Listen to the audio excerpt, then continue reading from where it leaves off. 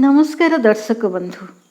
जीवनर मूल्य मनुष्य जन्म होची दुर्लभ जन्म। ये जन्म बारंबार आमको मिलबनी। बहुत जुगर पुण्य फल ये मनुष्य जन्म मिली। सेथिपाई ये मनुष्य जीवन को ठीक रे उपयोग करने उचित। भगवान पशु पक्षी कीट पतंग मानू कथा कहवा शक्ति देना, मनुष्य मानक से शक्ति देइछन्ति। हसिबा शक्ति पशुपक्षी कीटपतंग मानक देना, मनुष्य मानक हसिबा शक्ति भगवान देइछन्ति। पशुपक्षी मानक मुंडरे एते बुद्धि देना जेमती परिमाण रे मनुष्य मानक बुद्धि देइछन्ति।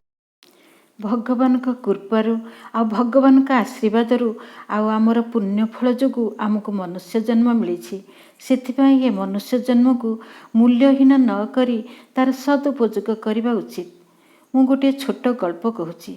जड़े हीरा बेपारी थिले, तांको हीरार विशेषज्ञ कहूथिले, किंतु कौनसी रोगरे पड़ी विशेषज्ञ मृत्यु हो गला। पछरे छाड़िकी गले निजर स्त्री आ पुओ को।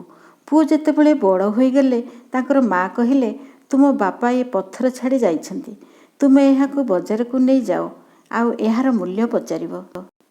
युवक पत्थर नहीं सहर को गले। प्रथमे बजार जड़े शाग बिकुथिबा महिला को पचारे, माँ ये पत्थर बदले मते कौन दे पारिबो?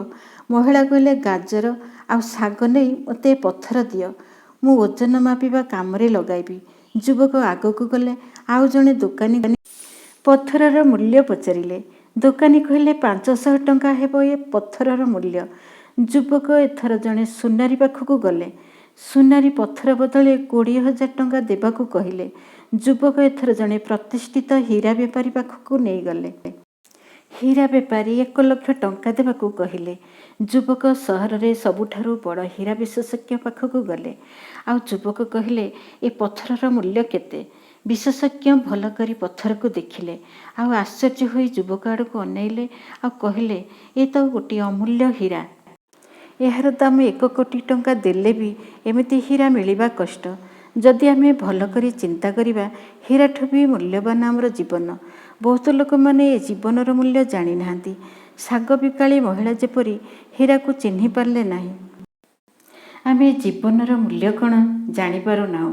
आमे भगवान को प्रार्थना करिबा, ए मूल्यवान जीवन को बुझिया पई भल बुद्धि दियंतु, जेपरी हीरा विशेषज्ञ गोटे थरकरे हीरा को चिन्हि पारले।